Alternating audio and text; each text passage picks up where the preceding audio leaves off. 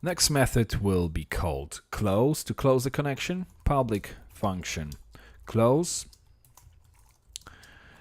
And we execute this function by simply checking if it's been executed. So if hasn't been executed, MySQL close.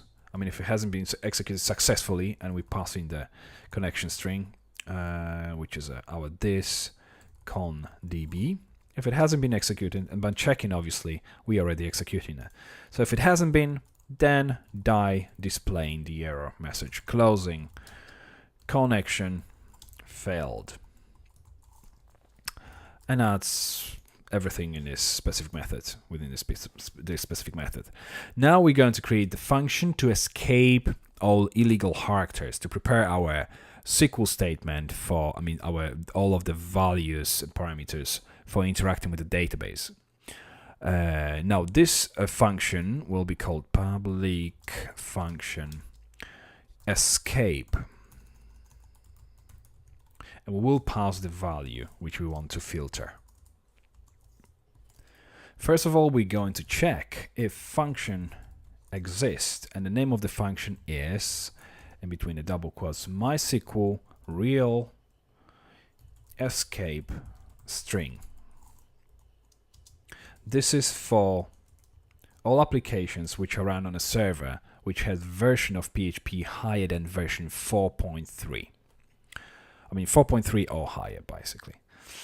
So if this function exists, then what we do, we have to undo any magic quotes so that MySQL real escape string function can basically take care of the value. So if get magic quotes gpc function exists, then value strip slashes from the value,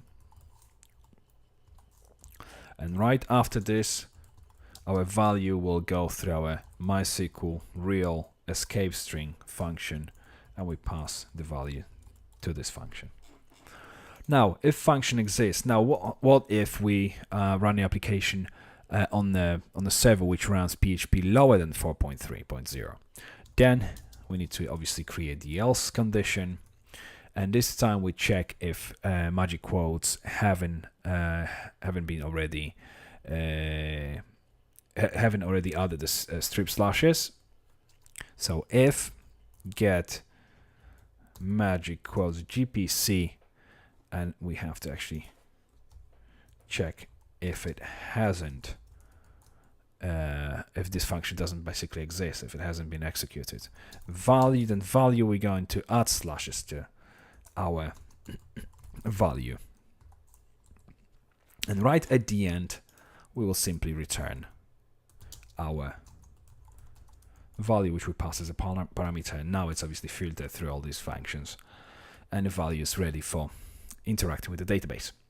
So that's our two functions, methods, execute, close and escape. Now in the next video we'll have a look at another one called query, and then display query to display the last